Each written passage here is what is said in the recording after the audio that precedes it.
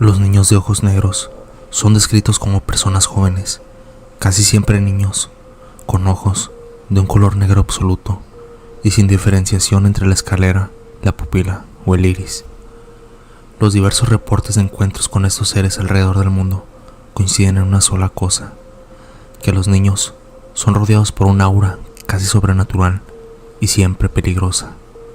A veces los reportes hablan de un encuentro con uno o dos, siempre descritos como niños confiados y elocuentes que intentan persuadir a la víctima para que los deje entrar a su hogar para usar el teléfono, para descansar o un sinfín de excusas más. Incluso hay historias en las cuales piden ser acompañados o que se les dé un aventón a su casa. La víctima entonces comienza a estar de acuerdo con sus peticiones, aun si parecen algo perturbadoras, o al menos hasta que notan que los ojos de los niños son completamente negros. Y si es que el niño se da cuenta de que la víctima lo ha notado, comienzan a actuar de forma enojada e insistente, al grado que algunos testigos creen que los niños pueden estar usando alguna especie de control mental de bajo nivel para obligarlos a ceder, o que de alguna forma tienen habilidades hipnóticas en base a sus ojos. Todos los testigos están de acuerdo en que los niños de alguna forma buscan acceder a una casa o un vehículo y que son incapaces de entrar por su cuenta. El origen de la leyenda data del 16 de enero de 1998, publicada por el periodista Brian Bettel en una página web que trataba sobre encuentros paranormales. Son varios los relatos que se acumulan en el internet desde la década de 1990 sobre la aparición de jóvenes de entre 9 y 17 años con los ojos completamente negros, algunas veces llamados Beck. El más elocuente de ellos corresponde a lo vivido por el periodista estadounidense Brian Bettel el 16 de enero de 1998. A continuación, una versión acortada en primera persona de lo que experimentó. Era de noche. Recordé que deudaba la cuota mensual de internet y para evitar un indeseado corte decidí ir al centro comercial donde la empresa tenía un buzón para pagos fuera de horario comercial. Al lado de la antigua sede de Camelot Communications en Abbey Lane se hallaba un cine que en ese momento proyectaba Mortal Kombat, así que estacioné frente a la marquesina para aprovechar la luz y escribir el cheque, cuando de repente alguien golpeó la ventana del acompañante del auto. Volteé la cabeza y vi que había dos niños observándome. Era difícil determinar su edad exacta, pero tendrían entre 10 y 14 años. Pensé que me iban a pedir unas monedas e inesperadamente sentí pánico. Fue algo indescriptible que nació desde lo más interno y primitivo de mi ser. El chico más alto sonrió y eso me heló aún más la sangre. Sabía que algo no estaba bien, pero no sabía qué era. Por inercia, bajé el cristal y pregunté qué necesitaban. El chico sonrió aún más y pude ver que sus dientes eran muy blancos. «Hola señor, tenemos un problema», me respondió, mientras el otro chico permanecía mirándome fijo, en silencio. La voz era de un joven, pero su dicción era calmada, tal vez muy aplomada para su edad. Sentí ganas de irme, pero no pude evitar el seguir oyéndolo. «Verá, mi amigo y yo queremos ver la película, pero olvidamos nuestro dinero», continuó.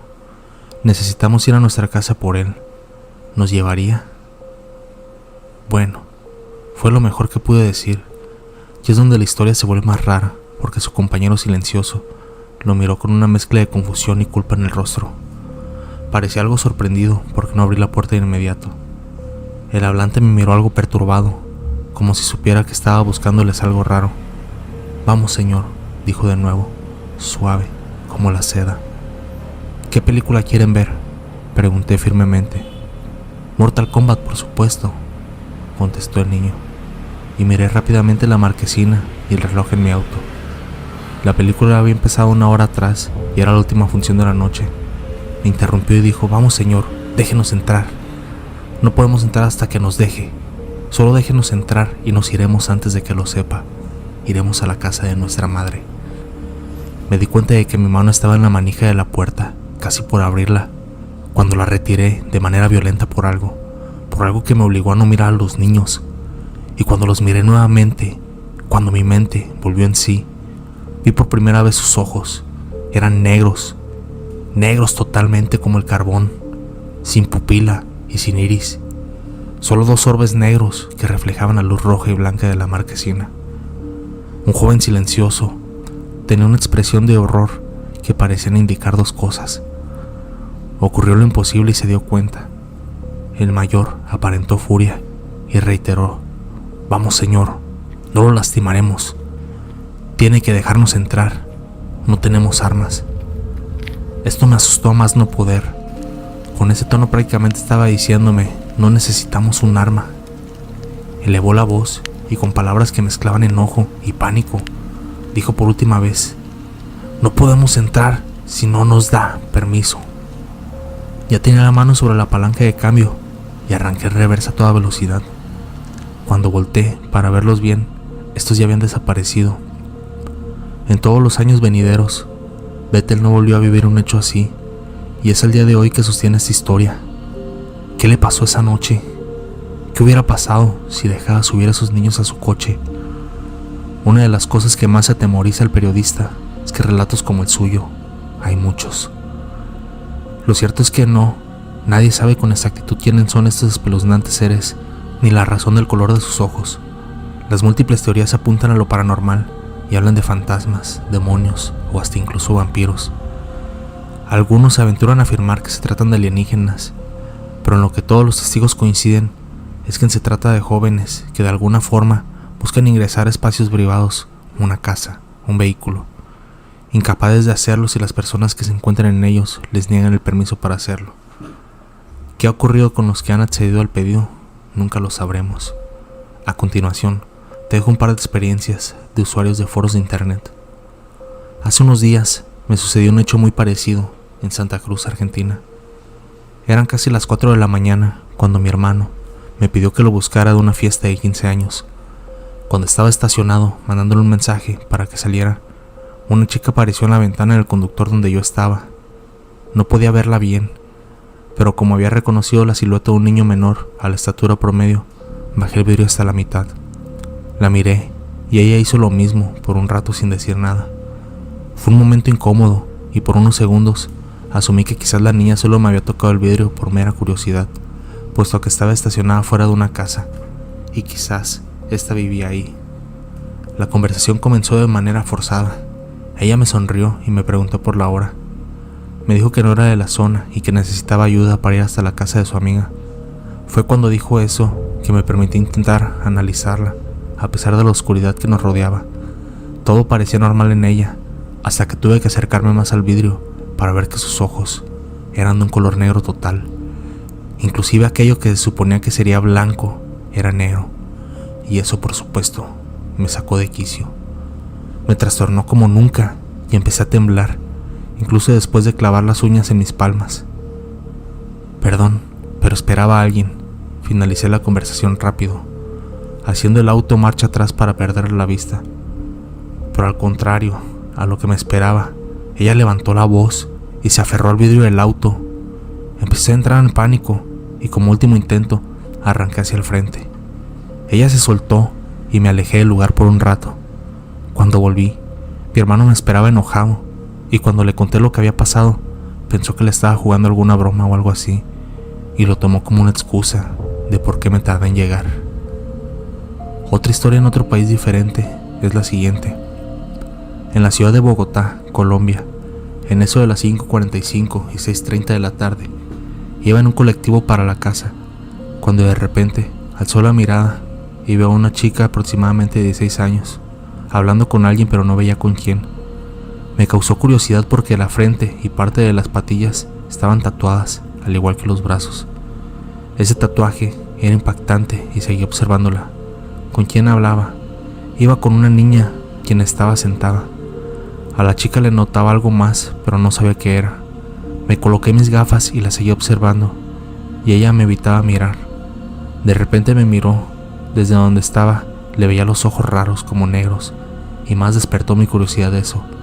Cuando se bajaron del colectivo me miró y tenía los ojos totalmente negros, como 2 pepas redondas y totalmente negras. Esto me causó un temor indescriptible.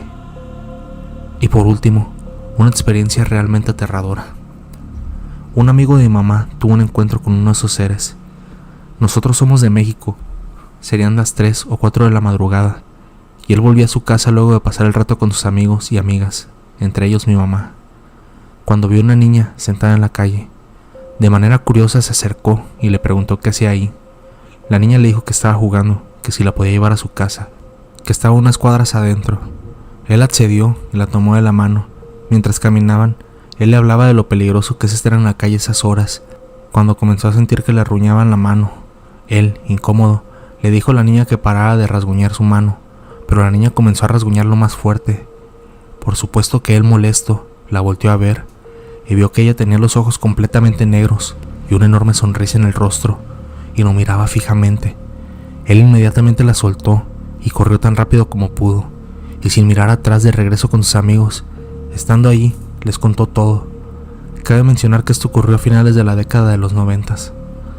Historias realmente escalofriantes. ¿Y tú? ¿Has tenido alguna experiencia similar?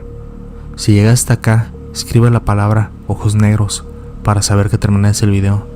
Si las historias te gustaron, deja tu like y suscríbete para que la comunidad siga creciendo.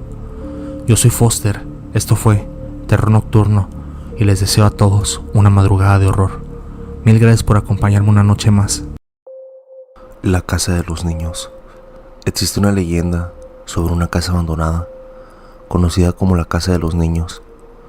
Dicen que el hombre que habitó aquella casa torturó y acabó con la vida de varios niños en su interior. Pero un día, los espíritus de los niños que violentó se volvieron contra él y le dieron fin a su existencia. Sin embargo, tuvieron que pagar por la venganza y acabaron quedándose prisioneros de aquel sitio por la eternidad. Dicen que también es posible escuchar las risas de los niños durante las noches.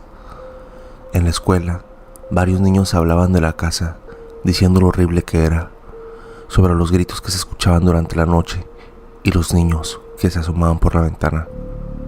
Uno de los niños, Ethan, no creía en nada de lo que se decía. Después de todo, los fantasmas no existen. Para él, los muchachos estaban exagerando, y aquella no era más que una casa vieja. También les dijo que la historia debía haber sido inventada por alguien que solo quería asustar a las personas. Los niños comenzaron a mirarlo con desprecio, repitiéndole lo mismo, que habían escuchado risas y veían cosas. Para concluir de una buena vez el tema, Ethan les dijo que pasaría una noche entera en la casa y lo filmaría todo con su cámara. Al llegar a casa, le dijo a su madre que pasaría la noche en la casa de un amigo. La madre le dio permiso y se dirigió a su habitación. Empacó su mochila, colocó su cámara adentro y después se dirigió a la temida casa de los niños. Cuando estaba cerca del lugar, pudo sentir un escalofrío recorriéndole el cuerpo y un miedo muy profundo. Miró hacia la casa y el miedo se hizo aún mayor, pero Ethan simplemente sacudió la cabeza para apartar ese sentimiento y entró a la casa. El interior era muy oscuro, por lo que encendió la cámara y puso el modo nocturno para analizar el espacio de detalle. Estaba muy vacía y no había más que un refrigerador en la cocina y una televisión sobre una silla. El baño solo tenía un inodoro y nada más. No había tina, ni regadera, ni pila, ni lavamanos, ni nada. En su lugar estaba un agujero que daba a la cocina. Cuando terminó de subir las escaleras para echar el vistazo al segundo piso, notó que en ese lugar había menos muebles que abajo. Solo podía verse una cama dentro de una habitación. Las otras habitaciones tenían las puertas cerradas, por lo que no podía verse nada. Después de recorrer toda la casa, Ethan se sintió bastante cansado y fue a la habitación. Sacó un edredón que llevaba en la mochila, lo tendió sobre la cama y se durmió. Despertó en el medio de la noche con los sonidos de unos pasos que venían desde el pasillo. Intentó calmarse, pensando que no era más que ratas. Después de todo, la casa era muy vieja. Tomó su cámara y fue rápido hasta el pasillo para ver qué pasaba, pero en el camino los pasos se hicieron más rápidos y cambiaron de dirección, como si estuvieran huyendo. Cuando llegó a la puerta de la habitación, dirigió la vista al sitio donde venían los pasos, pero no había nada ahí. Miró en la dirección opuesta y pudo ver un niño de espaldas. Era más joven que él. Ethan pretendía preguntarle qué hacía ahí, pero antes de que pudiera expresar algo, el niño le habló. Estoy buscando a alguien que juegue conmigo. Después se voltea y dice, ¿quieres jugar conmigo? Fue entonces que pudo ver en sus ojos completamente negros, una sonrisa estampada en su boca. El niño, que solo había ido a pasar la noche en la casa abandonada, corrió lo más rápido que pudo. Con el escape, regresó a ver, pero el pequeño había desaparecido. Sin embargo, su risa continuaba haciendo eco en todos los rincones de aquella construcción. Ethan terminó cayendo por las escaleras, perdiendo las esperanzas con cada escalón que recorría. Finalmente, lo único que quedó fue miedo y desesperación. En el suelo, quedó tirado, mientras escuchaba aquella risa y lloraba de miedo. La visión de la puerta abierta le dio las fuerzas para levantarse y correr. Mientras huía, niños de la misma edad aparecían y le murmuraban palabras que no conocía ni entendía. No le era posible comprender. Cuando estaba por alcanzar la puerta, después de ver la calle y su casa, comenzó a pensar en su familia y en sus amigos, prometiéndose a sí mismo que no volvería a acercarse a aquella casa nuevamente. Entonces, de golpe, todo desaparece y un dolor inmenso interrumpe sus pensamientos. La puerta había sido cerrada en su cara. Una vez más se quedó ahí, llorando y sintiendo terror por aquellas risas. Unas manos surgieron de la oscuridad y lo sujetaron, pero no hizo nada, pues sabía que ellos harían que aquel dolor se detuviera. Al día siguiente, su familia inició su búsqueda, pero no encontraron nada más que su cámara, la cual se encontraba rota, y su mochila. La casa maldita de Managua. Muchas leyendas urbanas son reales o solo son inventos para asustar a los niños, pero pueden estar seguros de que esta historia es real. Esta historia data a principios del siglo XIX en la ciudad capital Managua, Nicaragua, donde las personas eran sociables y carismáticas. Aunque no se tuviera una relación especial, conversaban como si del más fiel de los amigos se tratase, como si se conocieran por décadas. En este departamento había una bella casa, acogedora, con un jardín tan enorme que te podrías perder en él. En ella habitaba una típica pareja de recién casados, envueltos con los típicos problemas económicos. La esposa, tan bella e inteligente, no perdía ni un solo rayo de su juventud, mientras que el esposo, arrogante y egoísta, gastaba el dinero con el que debía alimentar la boca de su esposa y su primogénito, aún en el vientre de su madre, en vicios y apuestas. Noche tras noche era la misma discusión. ¿Qué comerá el niño si sigues gastando el poco dinero que ganas en bares? ¿No te preocupa que tu hijo no tenga comodidades, afecto, ropa, un hogar estable?, le decía la mujer, a lo que el esposo le respondía con una insensible y fría cachetada en la mejilla, pues la mujer no tenía muchos derechos en esa época, solo tener unos cuantos hijos y dedicarse a los quehaceres de la casa. La mujer tuvo que aguantar 5 largos años de ese maltrato, perturbada de la rutina diaria, harta de tanto maltrato físico como mental. Tomó un cuchillo sin pensar prudentemente y atacó a su marido. Lo hundió varias veces, cortando todo lo que se veía. En medio del bullicio, su hijo, ya de 5 años, se despierta y ve a su madre en tremenda escena. El niño, en su inocencia, baja y le pregunta a su madre que por qué está haciendo eso a su padre. Su madre lo toma en brazos, dándole un último beso, un beso a la vez de amor y a la vez macabro. Cuando retira sus labios de la mejilla del infante, lo ataca como lo hizo con su padre. La mujer, en su estado de locura, se quitó la vida a sí misma, nadando en un charco de líquido rojo espeso junto a su hijo y esposo. Nadie quiso comprar la vivienda, dado el crimen que ocurrió ahí, y no fue demolida por respeto a los fallecidos. Después de unos 67 años, 3 días pasando el gran terremoto de Managua, la Policía Nacional fue comandada a revisar aquella vieja vivienda con el fin de construir un nuevo distrito en la ciudad. La casa fue muy afectada por el terremoto, descolorida, deteriorada, el jardín tan seco que con la más mínima brisa las hojas crujían. Al entrar los oficiales, podían escuchar la voz de un infante y una voz femenina. Creyendo que alguien se había refugiado en la vivienda, rondaron la casa, pero lo que encontraron no fue agradable. Manchas hemáticas en las paredes, huesos entre los escombros, y detrás de los oficiales, la mujer riendo de oreja a oreja, flotando, pálida, tan desfigurada que no parecía humana. Los oficiales corrieron despavoridos de la escena. El distrito no fue construido sino en otra locación. Cuando la gente pasa por la casa maldita, se persigna y cambia al otro lado de la acera, pues aseguran que todavía se pueden escuchar aquellas risas. La casa de las almas perdidas. La casa de Jack y Annette Smurry en Princeton, Estados Unidos, un dúplex construido en 1882 en el oeste de Pensilvania, Estados Unidos, fue el escenario de uno de los más horribles y más famosos de América de posesión demoníaca, entre los años 1974 y 1989. El caso todavía sigue en debate en cuanto a la veracidad de los hechos. John y Mary, sus padres, vivían en el lado derecho, mientras que Jack y Annette y sus dos primeras hijas habían ocupado la izquierda. Los Smurl dedicaron mucho tiempo y dinero para dejar las casas en condiciones.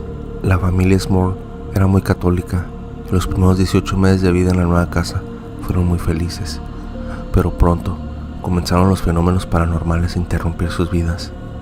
De acuerdo a los Smurl, los primeros signos de actividad paranormal comenzaron en 1974, cuando una televisión se incendió espontáneamente y que de un día para otro una mancha apareció en la alfombra.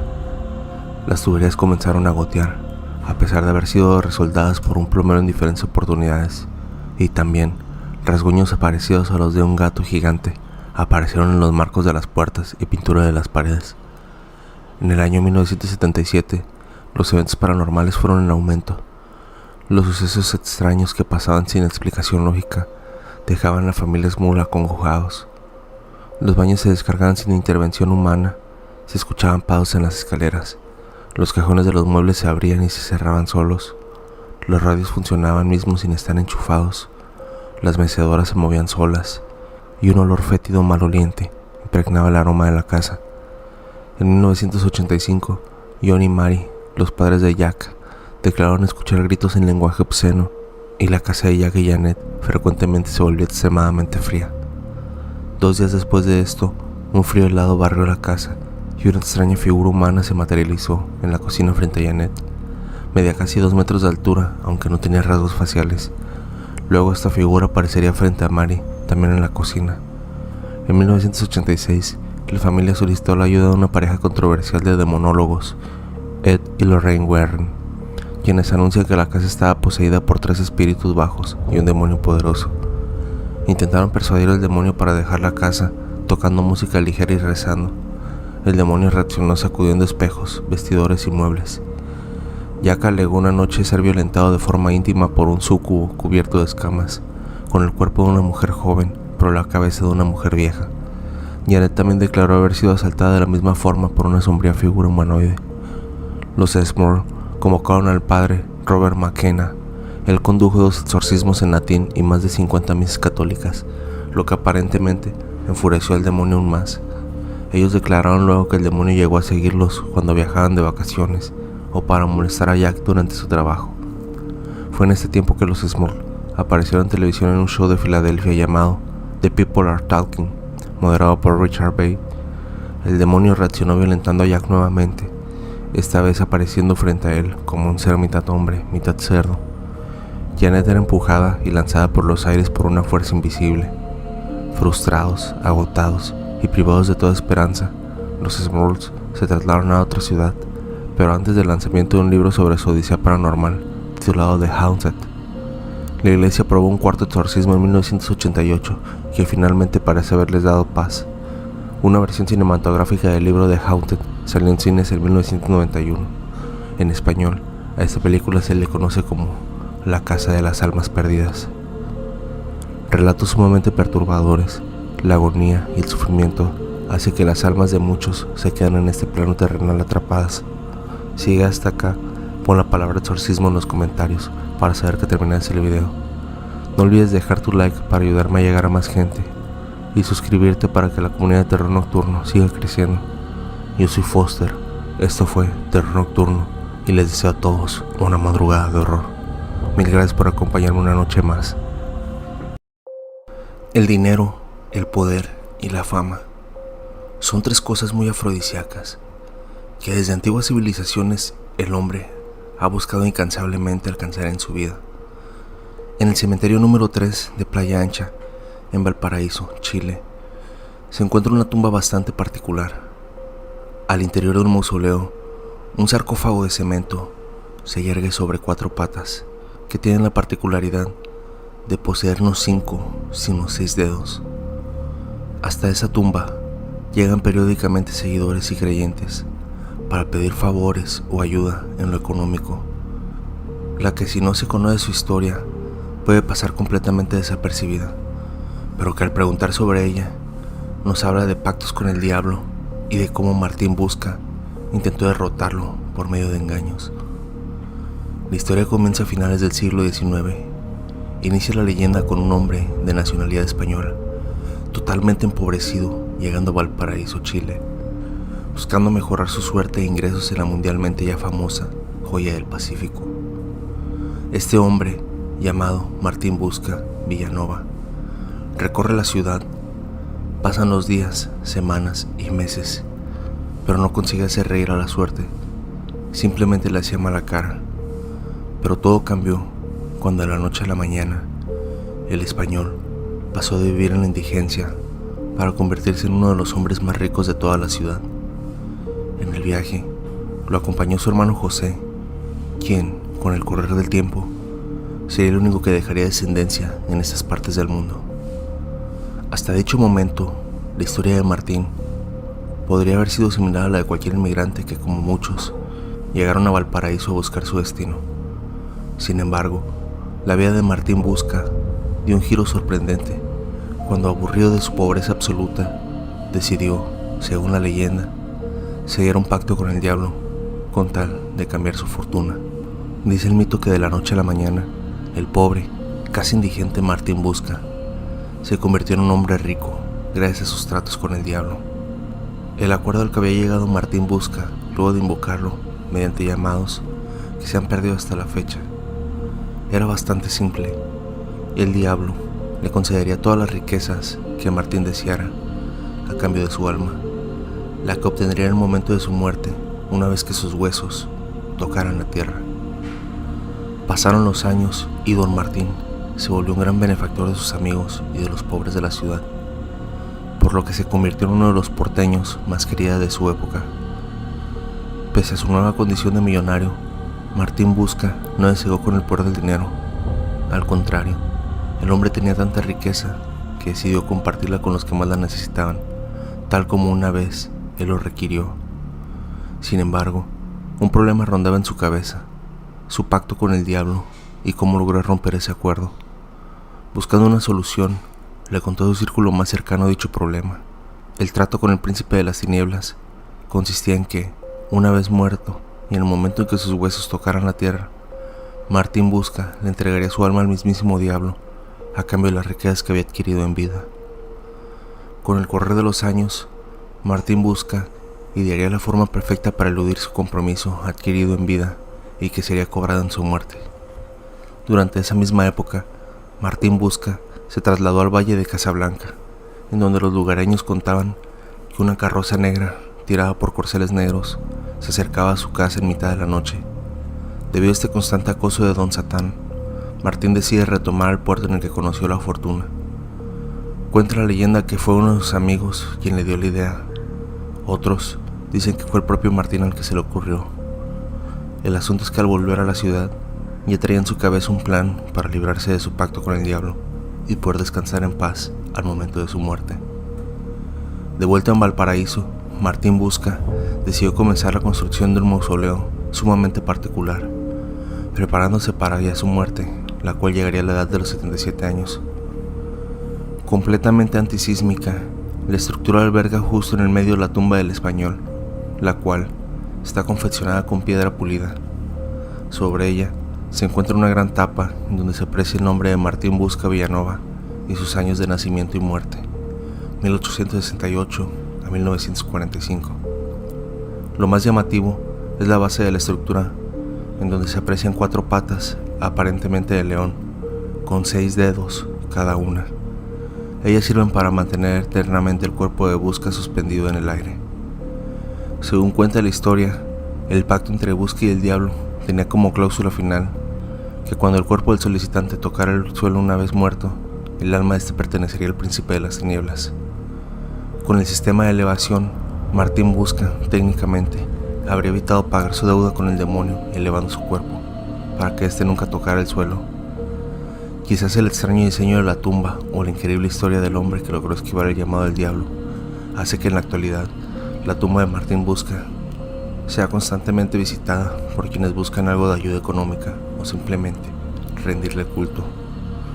En la tumba de Martín Busca se puede observar un gran número de cruces marcadas con monedas, símbolos de las peticiones de la gente que llega al cementerio número 3 de Playa Ancha. Según el jefe de turno del cementerio, Lincoln Parra, en primer lugar, en cantidad de visitantes se encuentra Emilia Dubois y en segundo lugar está la tumba de Martín Busca. Es bastante popular. Aseguran que las patas de 6 dedos son burla y alusión directa al diablo, que los visitantes acostumbran a dejar monedas para contribuir a la liquidación de una deuda impagable, que satanistas eligieron esa tumba como sitio habitual de ritos y que el mismo demonio se pasea por ahí a la espera de que un nuevo acontecimiento ponga en manos el alma del señor Busca. Uno de los elementos que más llama la atención en la base de su tumba, la que se encuentra suspendida en el aire gracias a 4 patas de 6 dedos, dicen que es la última broma de Martín hacia el diablo y su mítico 666, ubicada en las esquinas, las que permiten que Martín Busca tenga su descanso eterno, eludiendo así el pacto que había realizado con el diablo, ya que el alma le pertenecería a Satán solo cuando sus huesos tocaran la tierra. Estos fueron sus planes para engañar al diablo y que llegada la hora no se llevara su alma. Y así es como la tumba de Martín Busca sigue sin tocar el piso, y quienes recorren el cementerio durante la noche pueden escuchar hasta hoy al príncipe de las tinieblas buscando el alma del hombre que logró engañarle. Durante las últimas décadas han aparecido cruces invertidas, velas negras y otros elementos que indican la realización de invocaciones satánicas en el lugar. Una leyenda urbana muy popular en Chile, ¿la conocías? Si llegas hasta acá, pon la palabra Tucar en los comentarios para saber que terminaste el video. Si el relato te gustó, deja tu like y suscríbete para llegar a más gente y que siga creciendo la comunidad. Yo soy Foster, esto fue Terror Nocturno y les deseo a todos una madrugada de horror. Mil gracias por acompañarme una noche más. Sean todos bienvenidos a Terror Nocturno. Esta noche les relataré 3 leyendas urbanas sobre callejones en ciudades mexicanas que se dice que están embrujadas, ya que ocurrieron tragedias por esos angostos pasillos. Pónganse cómodos, apaguen las luces y prepárense para tener una madrugada de horror. Sean todos bienvenidos a Terror Nocturno.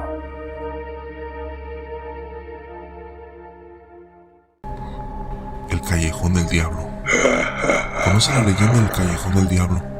Un lugar por el cual no querrás pasar solo por la noche. En el centro histórico de la Ciudad de México hay una calle que va desde San Martín hasta topar con la calle Zanja. Se le conoce como el Callejón del Diablo, pues cuenta una aterradora historia. Todo comienza hace muchos años. Este callejón era un tanto sombrío y descuidado, debido a que estaba rodeado de varios árboles que tapaban la luz del sol, mirándose un tanto tenebroso, especialmente por la noche. Los lugareños evitaban entrar por esta zona, y no solo por la apariencia de este espeluznante lugar, sino porque había algo más oscuro que lo hacía aún más siniestro, pues se decía que todas las noches, exactamente a las 12 de la madrugada, se aparecía el diablo dentro de este callejón. Estos rumores recorrieron por todo el vecindario, por lo que hizo despertar la curiosidad de muchos jóvenes imprudentes que ignoraban los avisos que decían sobre el callejón y aprovechaban para retarse entre ellos haciendo gala de su valentía. En uno de esos casos, un joven que alardeaba ser el más bravucón de su círculo quería demostrarles a todos lo valiente que era y que podría entrar al callejón sin problemas, toparse con el demonio e incluso salir ileso sin ningún rasguño. Esa noche, cuando la medianoche dio, él y sus amigos se dirigieron al lugar para comenzar con la apuesta. El joven inmediatamente, sin titubear, se adentró, parándose dentro del medio del callejón, esperando la presencia del demonio. Al esperar y ver que no sucedía nada, comenzó a burlarse de todos, diciéndole a sus amigos que eran unos cobardes por no entrar con él. Aventaba piedras y le faltaba el respeto al lugar con insultos altisonantes. ¡Cobardes! Sigo esperando la presencia del diablo para que se digne a conversar conmigo. No debió haber dicho eso.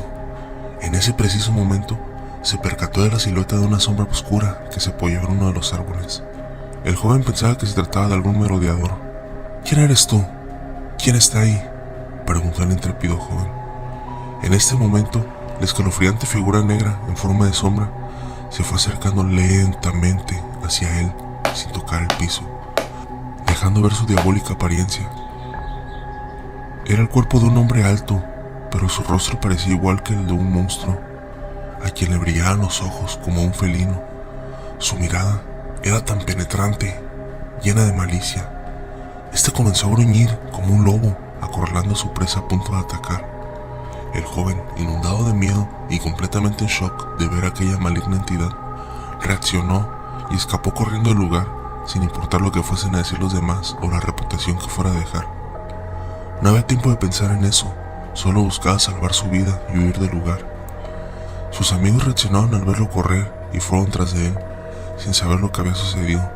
Al alcanzarlo, se encontraron al joven completamente pálido, con sus ojos llenos de lágrimas y sin poder platicar lo sucedido en ese momento, ya que se encontraba en total estado de shock. Sus amigos no se atrevieron a burlarse de su estado, ya que realmente se le veía muy perturbado. Sus ojos reflejaban una mirada aterradora y a la vez vacía. El rumor de la aparición del diablo creció después de este aterrador suceso, sembrando el miedo con muchísima más fuerza a los habitantes que merodeaban por la zona en busca de su curiosidad.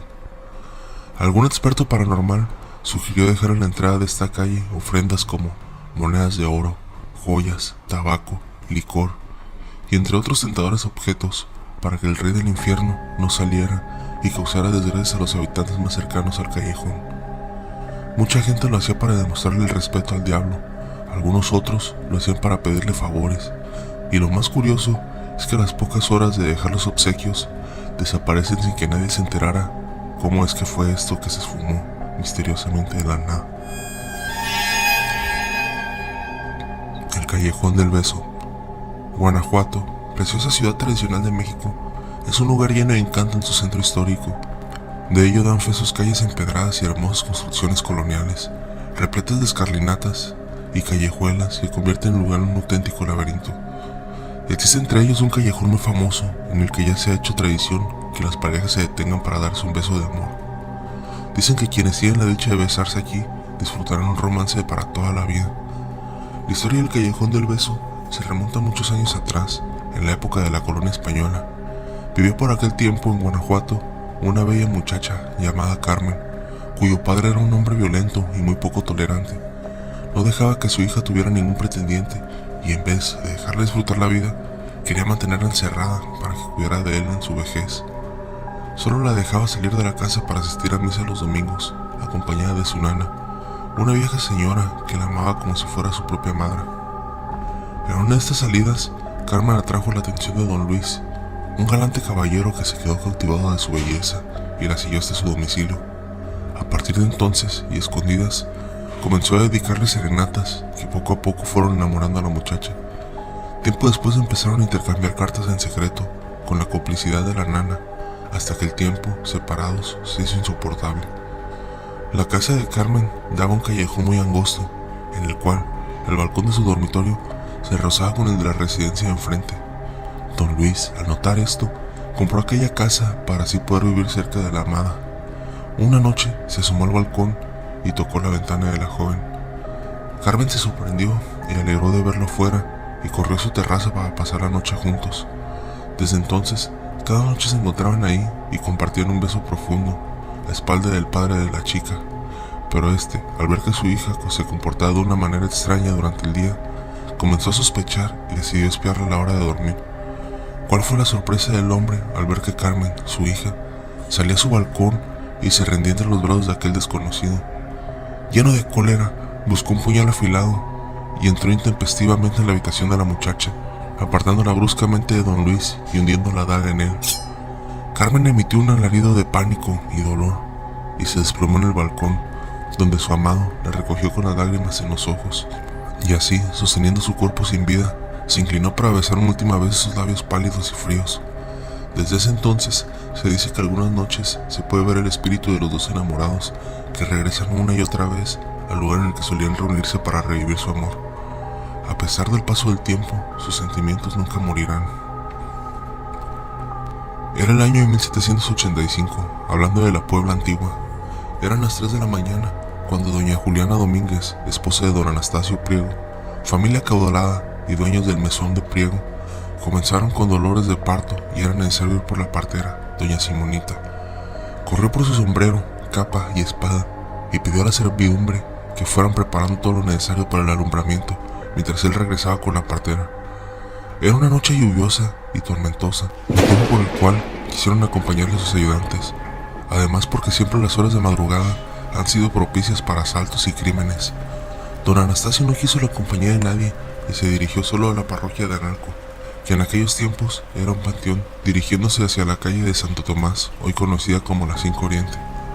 Por lo oscuro de la noche iba alumbrándose con una lámpara de aceite, cuando lo sorprendió un tipo que en forma enérgica y poco cortés desenvainó su espada y se la puso en el abdomen al señor Priego, al mismo tiempo que le exigía el oro o la vida. Para esto, don Anastasio siempre se caracterizó por ser diestro en la esgrima. Era tan hábil que muy poca gente se atrevía a retarlo, motivo por el cual dio un salto y sacando su espada con la rapidez de un relámpago, la hundió en aquel asaltante, quien inmediatamente cayó sin vida. Con la prisa que tenía por llegar a donde estaba la partera, se olvidó de lo ocurrido y llegó hasta el hogar de esta para dirigirse a su casona. Obviamente le platicó lo sucedido a doña Simonita. Pasaron por el puente Obando, evitando regresar por el mismo rumbo. Cruzaron la plazuela de Analco y llegaron de nuevo al mesón. Llegaron justo a tiempo para recibir un par de gemelos. Al terminar su trabajo, don Anastasio acompañó de nuevo a la partera a su hogar. Más que por cortesía, realmente fue por regresar a aquel lugar del crimen para saber su desenlace. Lugar donde encontró el cuerpo rodeado de curiosos que oraban por su alma. A partir de ese momento, le empezaron a llamar el Callejón del Muerto, antiguo callejón de Illescas, ubicado entre la 13 y 5 Oriente, esquina con 12 Sur. Se cuenta que desde ese momento comenzó a aparecerse el asaltante a todo aquel que pasaba horas no apropiadas, motivo por el cual don Marcelino, vecino del lugar, mandó hacer misas en su honor. Una tarde de agosto, en el atrio del templo Analco, llegó un hombre que abordó al sacerdote, al mismo tiempo que le tomó del brazo pidiéndole que lo confesara. Como el sacristán ya iba a cerrar la iglesia, el padre Panchito, como cariñosamente le llamaban, le pidió que no lo hiciera porque iba a entrar al confesionario. El tiempo transcurría y el sacristán entró a la iglesia, pero ni el sacerdote ni el hombre se encontraban. Todos los días a las 7 de la mañana el padre Panchito celebraba misa, pero en esta ocasión no acudió. El párroco y el sacristán acudieron a su casa y lo encontraron muy grave, enfermo de tifus, por lo que el párroco confesó al padre y en su confesión este le dijo que había dado absolución a un hombre que tenía mucho tiempo de muerto y que como estaba penando venía con permiso de Dios a buscar el perdón y el descanso eterno. Al día siguiente, el padre Panchito murió de un ataque al corazón por el impacto tan fuerte de haber hablado con un difunto y verlo desaparecer al otorgarle la absolución. Se terminó el penar de esa alma y el callejón solo se quedó con el nombre porque nunca más apareció el espíritu de aquel asaltante. Sin duda alguna, los callejones son parte importante de nuestra cultura y así como estos, hay miles de historias alrededor del mundo. Cuéntame en los comentarios si en tu ciudad o país hay alguna historia de un callejón. Si llegas hasta acá, déjamelo saber poniendo en la caja de los comentarios la palabra diablo. Si el relato te gustó, déjame tu like para ayudarme a que más gente lo vea. Te lo agradecería bastante. Yo soy Foster de Terror Nocturno y les deseo a todos una madrugada de horror. Mil gracias por acompañarme una noche más. Si el video te gustó, te sugiero que le des like para que más gente lo vea y compartas con algún amigo que creas que le interesen este tipo de temas.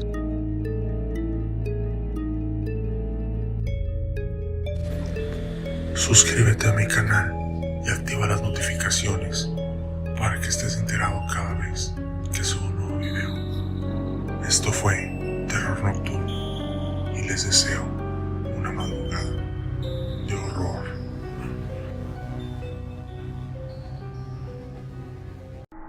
Esta noche les relataré un correo cadena mexicano realmente perturbador que se difundió en el año 2006 sobre la delincuencia organizada en calles de México. La historia es realmente fuerte, por lo que se recomienda discreción. Pónganse cómodos, apaguen las luces y prepárense para tener una madrugada de horror. Sean todos bienvenidos a Terror Nocturno.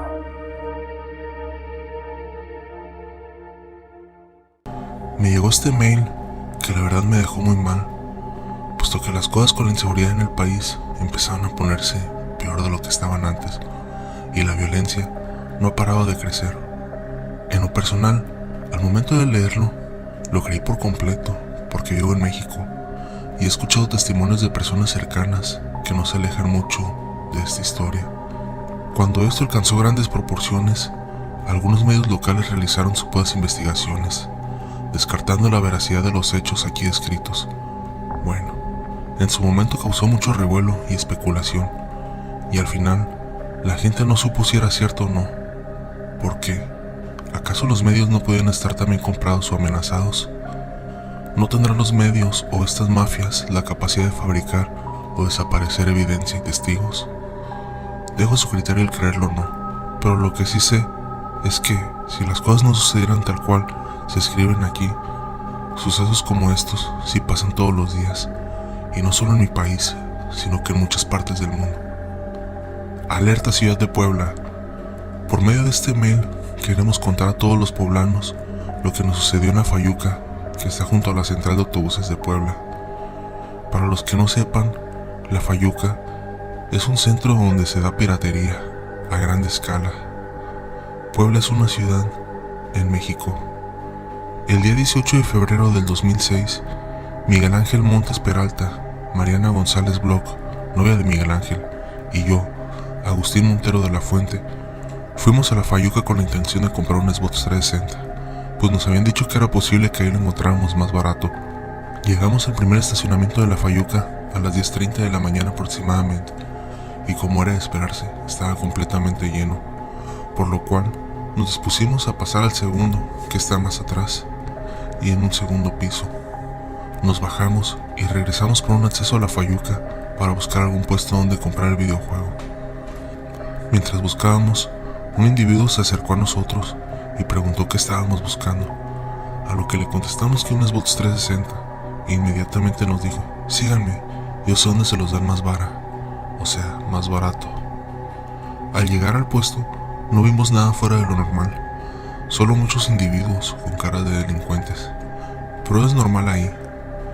Nos mostraron el Xbox en cuestión y nos dieron un descuento con respecto al precio que se puede encontrar en el Palacio de Hierro, Liverpool o ese tipo de tiendas departamentales. Así que Miguel Ángel cerró el trato sacando su cartera y pagando en efectivo. Nos dispusimos a regresar al auto por medio del acceso de las escaleras que hay en la parte de atrás de La Fayuca, cuando de pronto 6 individuos armados nos llevaron a punta de pistola, golpes y amenazas hasta una casa de esas de 3 pisos que hay atrás. Cuando entramos, vimos infinidad de contrabando y lo que parecía ser una narcotiendita, pues tenían muchas bolsitas con polvo extraño y hojas.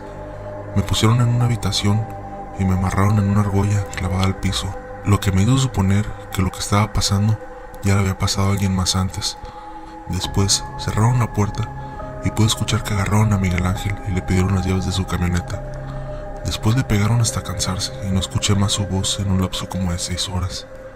Me preguntaba qué habían hecho con Mariana. Eso solo lo supe después, pero quiero seguir contando los acontecimientos en el orden que sucedieron.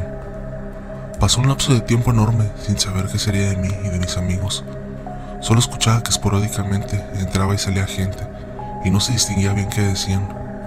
Había una pequeña ventana por la que entraba luz y veía con horror cómo poco a poco el rayo de luz que entraba por ella se iba poniendo de color azuloso, indicador de que pronto iba a oscurecer. Mientras la angustia se apoderaba de mí, escuché cómo entraba un grupo de personas que cerraba la puerta de una azotea y subían unas escaleras que pasaba por arriba del cuartito donde estaba yo. Empezó a oír los gritos de Mariana, que angustiada decía: no, por favor, no, mezclados con risas. Yo no podía creer lo que nos estaba pasando, no podía ser real. Después de aproximadamente 1 hora de gritos ahogados de mi amiga y risas sordas de los delincuentes, hubo un lapso como de 10 minutos de silencio. De pronto, se escuchó cómo bajaban las escaleras aquellos individuos y se abría la puerta metálica de mi pequeña prisión. 2 de los individuos me empezaron a golpear en el piso con una hazaña que jamás había visto, hasta el punto que quedé inconsciente. No sé cuánto tiempo habré quedado desmayado. Lo único que recuerdo es que abrí los ojos y vi a Miguel Ángel a mi lado, totalmente herido. Estaba semi-inconsciente y le decía: no te preocupes, güey, pronto se van a cansar y nos van a tirar por ahí y nos iremos a nuestras casas. Pero yo sabía que eso no iba a ser así. Miguel Ángel, angustiado, me preguntaba por qué no podía ver nada y le decía que el cuarto no tenía ventanas y que no había luz. Yo trataba de tranquilizarlo. El saber que no tenía ojos habría acabado con su moral en esos momentos. Pasaron lo que yo creo unas 10 horas y no pasaba absolutamente nada, hasta que escuché el sonido de aquella puerta abrirse otra vez y el tumultuoso sonido de varias pisadas acercándose al cuartito donde nos tenían encerrados. Se abrió de golpe y un individuo moreno, pintado de güero el pelo, me recibió con una patada, la cual me destrozó la nariz por completo. Me desamarró y después me esculcó buscando mi cartera. Cuando la abrió en sus manos, vio mis tarjetas bancarias. Me pidió las claves de seguridad, las cuales, claro, les di sin objetar. Lo único que quería era salir de ahí. Después de que le dije los números secretos, me amenazó diciendo que si le estaba engañando, iba a terminar con la vida de mis amigos. Le dije que no estaba jugando, que sabía que esto era en serio y que lo único que quería es que ya se acabara esta situación. Me dio un golpe con la mano abierta y lanzando una sonrisita burlona, me dijo: más te vale, más te vale. Pasó aproximadamente una hora cuando regresaron. Fueron directamente a buscarme enojados porque no había saldo en la tarjeta de Banamex. Le dije que no era rico, que apenas tenía el saldo de unos 30,000 pesos entre las dos tarjetas. Al parecer ya era la madrugada cuando desperté. Lo que se escuchaba es que había una fiesta en el interior de la casa. Se escuchaba cumbia a todo volumen y risas. Me acerqué a la puertita y vi que por debajo de la puerta estaba Mariana, amarrada en una mesa de centro de sala. Ella se encontraba totalmente en shock, con la mirada perdida. Escuché pasos cerca de la puerta y me fui a mi rincón, temiendo que me descubrieran espiando. De pronto, un individuo se acercó a la puerta, así que corrí al rincón y me hice el dormido. Abrió y con un arma me pegó en la cara. Por más dolor que sentía, me hice el inconsciente. Después le pegó a Miguel Ángel, que estaba dormido. Él despertó inmediatamente y al ver que se movía, el delincuente lo tomó de los pelos, lo llevó a la sala. Yo no sabía qué hacer, no dejé de llorar hasta que me quedé dormido. En la mañana siguiente me di cuenta de que no escuchaba ruido y me acerqué de nuevo a la puerta para ver qué sucedía. Solo había 3 individuos dormidos. Mariana y Miguel Ángel no se encontraban. Supuse que ya se los habían llevado por ahí y los habían tirado. Tratando de ver en todas direcciones, me acerqué tanto a la puerta que ésta se abrió. Al parecer, el individuo que se lo llevó a Miguel Ángel estaba tan perdido en sustancias que olvidó cerrar la puerta con seguro. Tardé como 15 minutos en decidirme si cruzar o no esa puerta. Tenía miedo de ser descubierto y sufrir un impensable castigo. Pasé lentamente, esquivando a los delincuentes dormidos, percatándome de la sucia escena del crimen más atroz que ni en películas he visto. Seguí caminando sigilosamente hasta llegar a la puerta.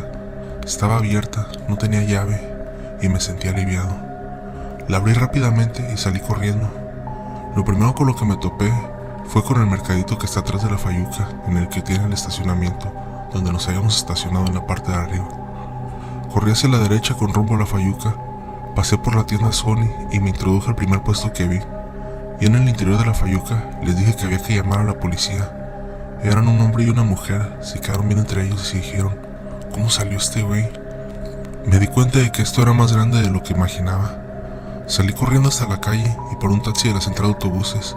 Le dije que me llevara, pero al verme todo lleno de sangre, no me quiso subir.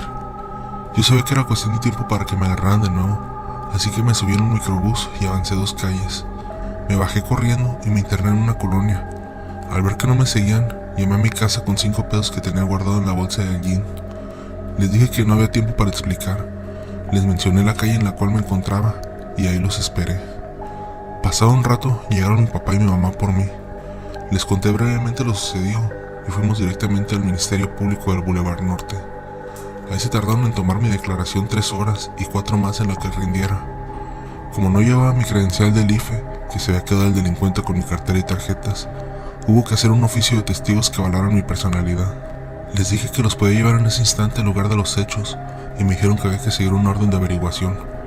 Le hablamos a mi tío que es abogado y nos dijo que había que darle dinero a los judiciales para que se tomaran la molestia de ir en ese instante. Así lo hicimos, pero nos dijeron que no podían, que tenían otras diligencias que hacer en esos momentos. Nos sentimos con las manos atadas. Posteriormente, al otro día, fuimos con el abogado amigo de mi tío a ver cómo iba lo de la averiguación previa, pero al parecer se les había extraviado el expediente. El abogado me dijo que esto era más grande de lo que podíamos imaginar. Levantamos otra declaración y al paso de una semana se volvió a extraviar. En ese lapso de semana aparecieron los cuerpos de mis amigos sin vida. Hasta hoy, día 5 de junio del 2006, nadie ha ido a investigar esa carta ni todo lo sucedido en la Fayuca. Nota, ¿saben por qué nos eligieron? Primero porque pensaron que teníamos dinero. Mucho antes de que Miguel Ángel sacara el dinero para comprar el Xbox, nos eligieron desde el estacionamiento. La camioneta en la que íbamos era una Ford Explorer 2000. Ni siquiera es un carro de lujo, y era un carro algo viejo, pero en su mentalidad pensaron que teníamos dinero. Otra de las cosas por las que nos eligieron es porque salimos de los estándares del mexicano promedio. Los tres éramos de tez blanca y Mariana era rubia, castaña. ¿Saben cuánto se ahorró Miguel Ángel por comprar sus bots ahí? 450 pesos, unos $23 aproximadamente. A la siguiente semana bajaron el precio del Xbox en Sears. Pudo haberle salido igual. Semanas después de viralizarse en ese momento el correo cadena, llegó el caso a un noticiero nacional, el cual hizo que el gobierno mexicano saliera a declarar los hechos, tachándolos de fantasiosos, rechazando los actos y negando alguna denuncia, declarando que todo el contenido del correo era totalmente falso. La realidad es que en México la inseguridad en esas fechas fue muy fuerte y no era algo tan difícil de imaginar o alejado de la realidad. Si el relato te gustó, no olvides dejar tu like y suscribirte. Eso me ayudaría bastante para seguirles trayendo más contenido de calidad. Si has llegado hasta acá, házmelo saber comentando la palabra delincuencia en la caja de comentarios. Esto fue Terror Nocturno y les deseo una madrugada de horror. Mil gracias por acompañarme una noche más. Si el video te gustó, te sugiero que le des like para que más gente lo vea y compartas con algún amigo que creas que le interesen este tipo de temas.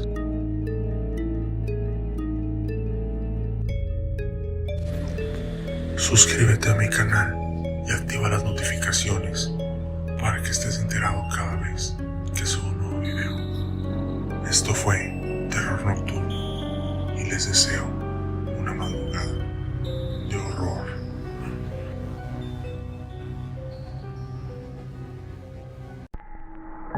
Lo siguiente que te relataré es una historia de horror que tuvo que vivir un niño de tan solo 6 años, que a su corta edad le tocó experimentar una de las peores vivencias que le puede suceder a un ser humano.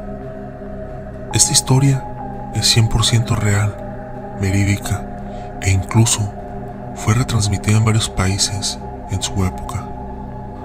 Pónganse cómodos, apaguen las luces y prepárense para tener una madrugada de horror. Sean todos bienvenidos a Terror Nocturno.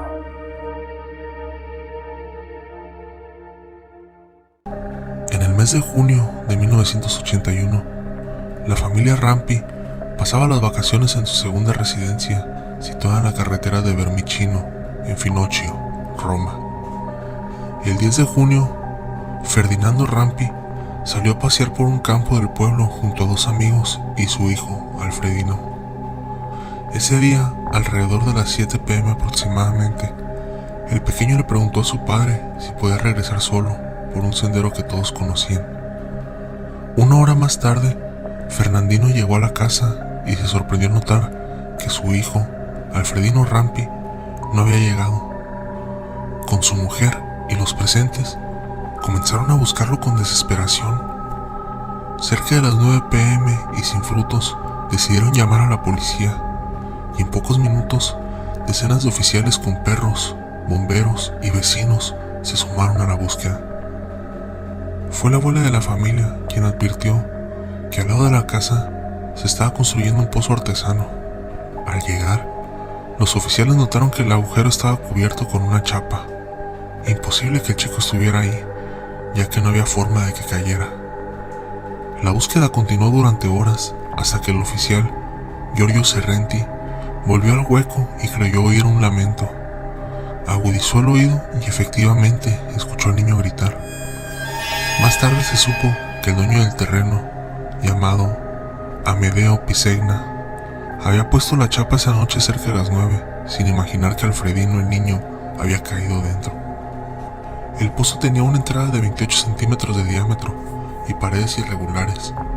Los oficiales alumbraron hacia adentro y calcularon que el niño se encontraba aproximadamente a unos 42 metros, alrededor del tamaño del Cristo Redentor de Brasil. Bajaron una tabla de madera para que se sujetara, pero el primer intento de rescate fue en vano. El objeto se atascó a los 24 metros.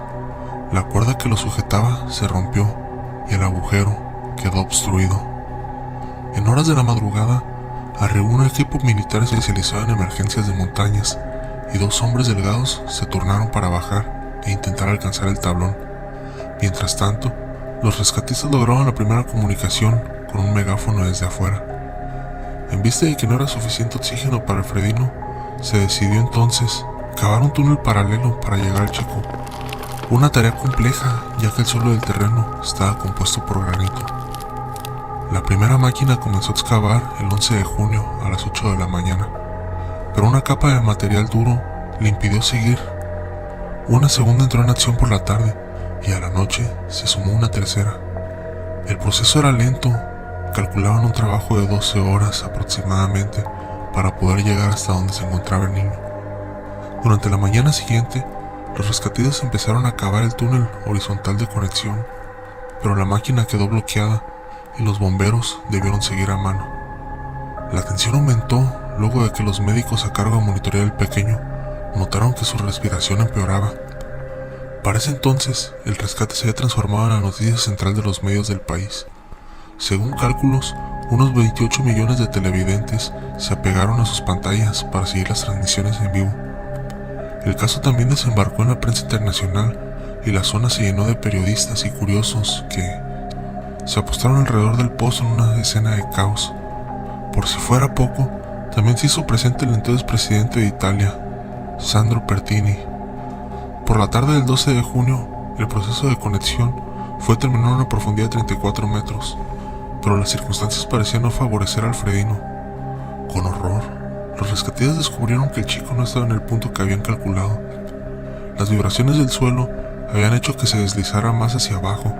Se dieron cuenta además que el pozo alcanzaba unos 60 metros de profundidad, la altura de 2 capitolios, uno encima del otro.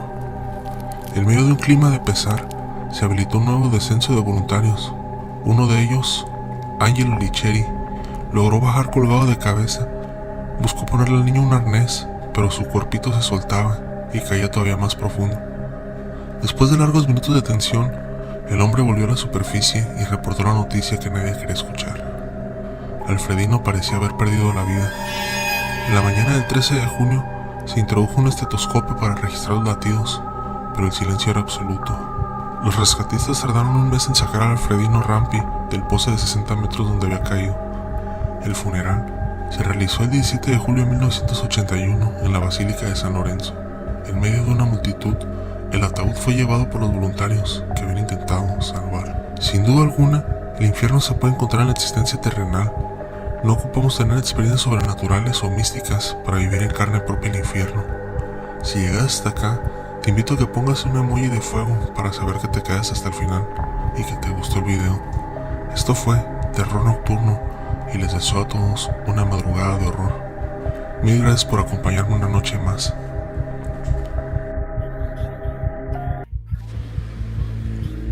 Si el video te gustó, te sugiero que le des like para que más gente lo vea y compartas con algún amigo que creas que le interesen este tipo de temas.